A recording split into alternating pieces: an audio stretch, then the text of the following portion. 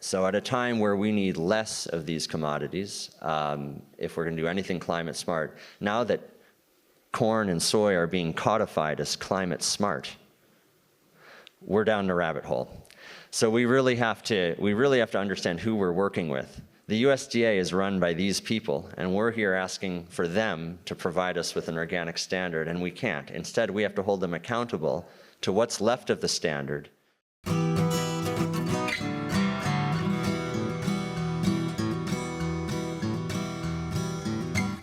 Welcome to the Real Organic Podcast. I'm Linley Dixon, co-director of the Real Organic Project. We're a grassroots, farmer-led movement with an add-on organic food label, distinguishing organic crops grown in healthy soils and organic livestock raised on well-managed pasture. You just heard from Ben Dobson. He's the co-founder of both Hudson Carbon and Hudson Hemp. His firsthand knowledge of testing agricultural soils for changes in organic matter over time has led to his skepticism of government funding for so-called climate-smart agriculture. Ben also calls out the USDA for not supporting Mexico in their policy to stop the import of GMO grain from the US.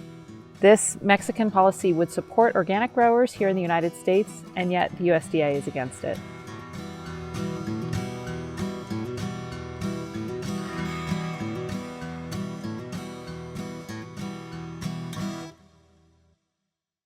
Thank you, Churchtown Dairy, for lunch. Our first speaker after lunch is Ben Dobson. There are very few people in this world who understand the food system as well as Ben does, and also have spent the number of years farming that Ben has. So he's really a wealth of information. Ben.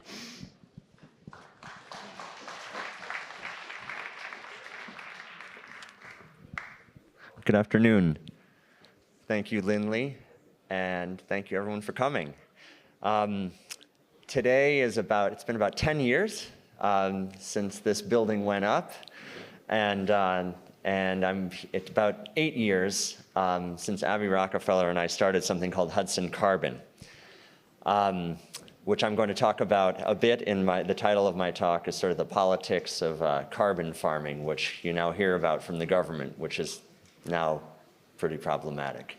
But I'll first start, I'm originally from this county, from Hillsdale, New York. My parents started what was just the second organic farm here. Hawthorne Valley started the first. I believe there are several folks from Hawthorne Valley.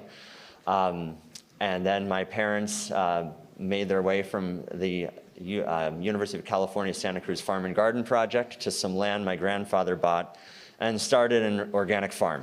Where we grew vegetables, and I was trained to say herbs. And we still grow vegetables and the herbs are now legal. So when we have a more structured food system, maybe we'll just do food. Anyhow, it's from my parents' small family farm. I then went and did a larger scale vegetables, a couple hundred acres where we made prepackaged salads for about 130 supermarkets. And that was a larger scale organic where I felt the real pressure of scale and organic and choosing between your survival and your ideals, which isn't very fun. I later worked in the Caribbean exporting bananas and coffee for a short time, coffee for much longer. And then spent 10 years the last 10 years in this area working with Abby, and for some of that time with a couple of her siblings transitioning land from conventional grain to organic grain and forages. But the primary thread for the past 10 years has been taking land in this home county of mine with great partners and removing chemicals, herbicides, pesticides, and genetically modified crops from them.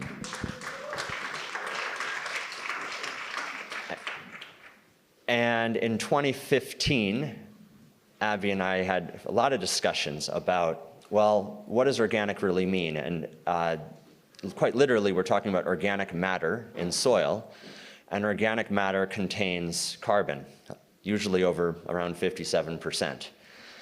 So when the organic farming movement got started, Sir Albert Howard, J.I. Rodale, many folks were talking about, let's put more organic matter back in the soil, and the organic matter will carry microorganisms, hold water, and help transfer nutrients naturally, and therefore we won't need chemicals or synthetics. So let's not forget where the word organic came from. So when we undertook these organic transitions on this land around here, we undertook to study the changes in soil carbon in those soils to understand if our organic farming, both certified and real organic farming, was working. And I think we found out some things, and we found out a lot of things we still don't know. But one path I didn't expect was to see, there's a real exciting period after we started Hudson Carbon where this word regenerative came up, and all of a sudden companies and politicians were really interested in the words climate and regenerative and farming. And it took us until about 2019 to realize they'd forgot the word organic wasn't being used, but regenerative and climate smart was. So I'm going to kind of walk through the process of watching the last few years of politics, where you hear these words climate smart commodities, where you hear the words regenerative, but you never hear the word organic. And that's the world we're living in now. And we need to start hearing the word organic for its real meaning again in this political discourse, because it's really been hijacked. So when we started Hudson Carbon, we initially started talking to Woods Hole Marine Biological Laboratory to help us with scientific methodologies and how to best measure soil carbon and soil cores. And then now I know it's a bit flawed, but we laid out a experimental design across 2,500 acres in different parts of our farming system on different parts of soil. And we set out to detect change in soil carbon at different depths in the soil vis-a-vis different practices occurring in those locations. And then we layered on the use of eddy flux towers, which read, there's one across the way, that every 30 minutes detects the localized carbon dioxide for the field that it's in. So it weeds out the noise of the general atmospheric carbon dioxide, which is over 400 parts per million now. And some days you get a reading where it's 220 parts per million. It means the pasture is really sucking in some carbon. When we tilled up that field, it was up around 700. So we watch in a few sites every 30 minutes the carbon dioxide level, and over there methane as well. And out back on the compost piles, you'll see all these boxes. And those are taking readings of nitrous oxide, methane, and carbon dioxide throughout the day and night. And that's because we've learned that to really support real organic farming, we need to take real measurements of these gases and these critical elements so that we have something we can compare to the conventional system. Okay, so now let's get into the politics part, where we farm organically in a real way, and we seek to monitor what we do here. But so we started in 2015, and it was a really exciting time. Sort of immediately we set out with setting out methods to measure, and the 2016 Paris Climate Accord was coming up. So we were planning with a lot of collaborators what to do with Regeneration International and the late Ronnie Cummins, whose wife Rose is here today. We did a lot of planning. And we communicated with many groups this was the first real opportunity on a global stage to say that farming and soils are part of this climate thing we're talking about. Because sort of in the public's mind and politicians' mind, carbon is a word that's been made bad. And the truth is carbon's sort of the underpinning of our life system. So we need to talk about the cycle of carbon, and that we may have too much in one place and not enough in the other right now. And this conference was the opportunity to get that out there. So we participated in the 4 per 1 million initiative and several other initiatives. And after the conference, we felt, oh, we've really made some progress, because coming out of Paris, it felt that soil was given its rightful place within the climate discussion as a core place where carbon could be stored and protected, and where good management of land could impact maybe more carbon getting into the soil, or more carbon that we already have in the soil being protected. But by the next year, we saw something, also at the Paris Climate Accords, you had agreements like Corsia, where the airlines said, well, we're never going to be able to stop our emissions, so we need to find a way to offset. We need to be able to buy tons of carbon that's been sequestered by other people, so we can just keep flying, and you can get your first class and everything. And then we started getting a lot of interest from corporations asking, hey, are you guys going to do any of these carbon offsets? And I'll admit, I really got into it for a couple of years. It's like, yeah, we're definitely going to get carbon money for organic farms and make these measurements. And as we increase carbon, we're going to get paid per ton. And as we monetize carbon, the world's going to get better. So that didn't happen. And every time we got close to selling some carbon credits, you'd find out that the buyer was like an oil company or somebody making something out of plastic, and they just needed to offset their bad behavior. So, and I mean, except like, when are we gonna get money to farmers? Like, gee, I don't know. There's just no good money out there, you know? So, but what really happened also is we had a crisis in science where all these carbon markets got started. So you now have Chevron buys carbon credits. You know, they pump oil all day, and they can buy carbon credits to offset their oil pumping for $8 a ton. Exxon buys carbon credits. Every major airline buys carbon credits. And very rapidly, large tracts of land across the world are in these carbon schemes where, and usually these tracts of land are owned by very large landowners. Delta doesn't want to work with a lot of small landowners. You got to have a big tract of land that the people have already been removed from, and then you can sell some carbon credits. So this kept getting worse and worse. And so we really pivoted at Hudson Carbon to saying, okay, how are they getting away with this? And we've spent the last 4 years understanding methodologically how flawed science has become the underpinning of these models that drive soil carbon estimates and drive forest carbon estimates. And it's now really becoming systematized. The primary solution for sequestering carbon and selling carbon credits in farmland is no-till agriculture. And there's some, pretty cheaply done studies that studied the accrual of carbon in the top 8 inches of soil in no-till systems. And these models are mostly all built off these old studies. The truth is the carbon in those systems is lost in the deeper soils, and you temporarily sort of freeze some dead biomass and increase your soil carbon. And then process-based models are built out of this. And then groups that certify carbon credits use these process-based models to then say that this industrial agricultural system is creating carbon credits for this industrial polluter to buy. So that's how it's shaken out.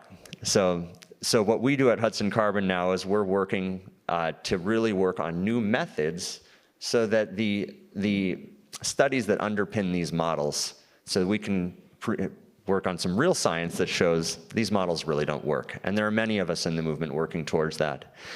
But I'm also going to move a little further into where we really have to watch out, and we often have to watch out when many of us in the organic movement, we tend to be often more liberal or formerly more liberal, and we get a government like the one we have, and we say, oh, they must be doing something better than Trump, right?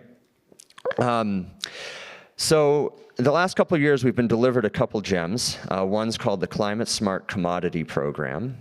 And the other is the IRA, the Inflation Reduction Act, where apparently if you print $2 more trillion, you're going to reduce inflation. So let me get into these. The Climate Smart Commodity Grants. $2 billion, it turned into $3 billion, was unlocked by the administration for climate smart agricultural practices. And this is the USDA trying to really work with the idea that good farming practices results in a resilient climate and sequestration of carbon. So the first $66 million went to the Iowa Soybean Association, because soybeans have really proved to sequester carbon in a big way. And then we saw some money go to Corteva, the largest seed company in the world, formerly Dow DuPont, because they've got some real good GMOs that sequester carbon as well. And then I will also say the program did benefit some good folks. Some of them are in the room today, and that was good. But at the end of the day, this movement proved very divisive, where we have a word regenerative being applied to multiple systems, And the impact of this climate smart commodity grant was really devastating to many of us in the movement. We all, former allies, some of us still are, had to compete with each other for grants. I watched many people who have been organic farmers their whole life ally with corporations who are on the exact opposite side of us, just because they needed the money to survive, or they decided to compromise themselves. And we're in a very fraught time where we're not facing a direct opponent. We're facing an opponent from within who's working much more with co-opting of words, of language, and then using money to create alliances that break former alliances. And we're here today with Real Organic Project because while I'm a bit snarky, the real truth is that we need to make an alliance between good science, good policy, good food, and health. And in order to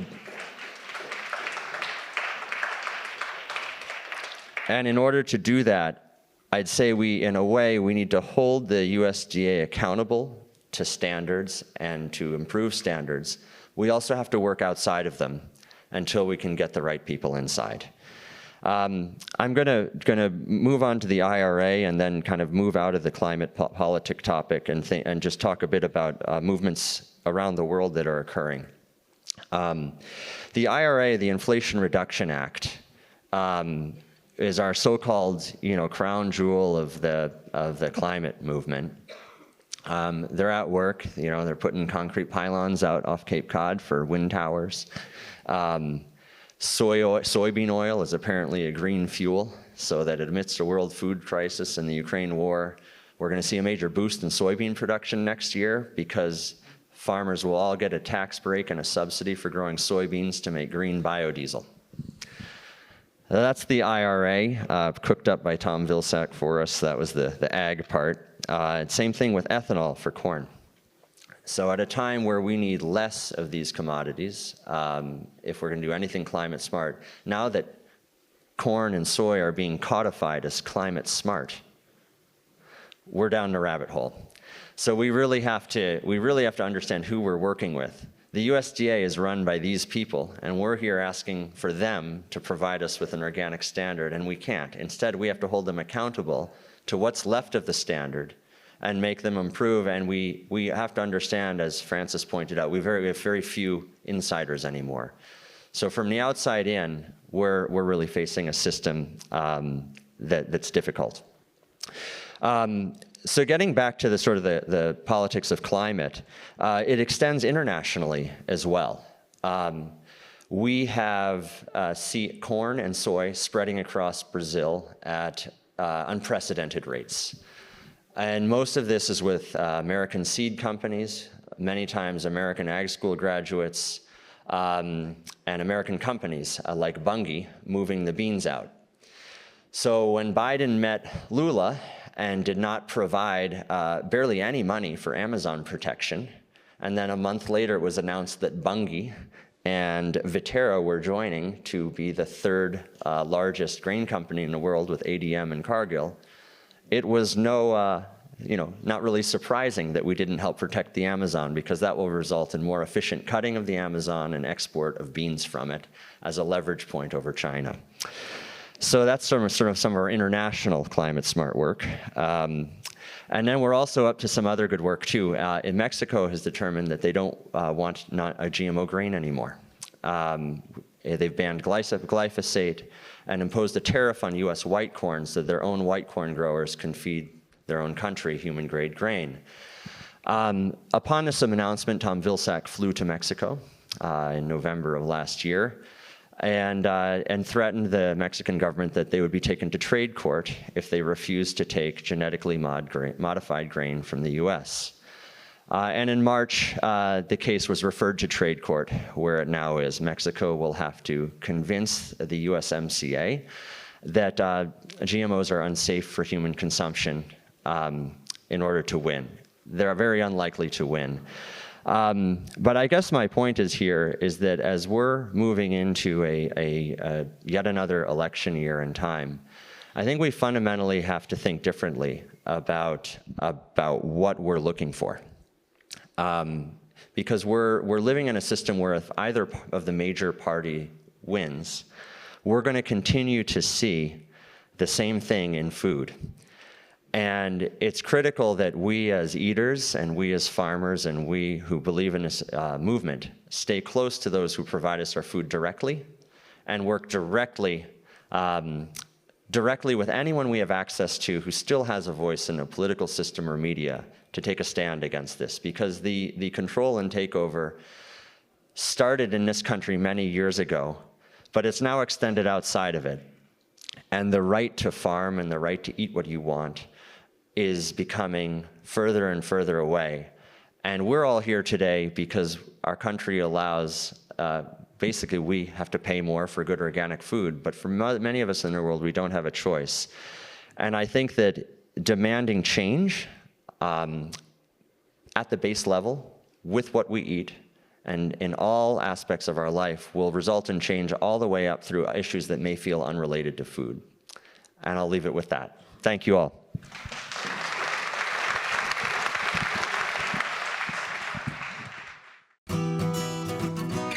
Thank you for listening to the Real Organic Podcast. Our movement is growing because you're subscribing and sharing these podcasts with your friends.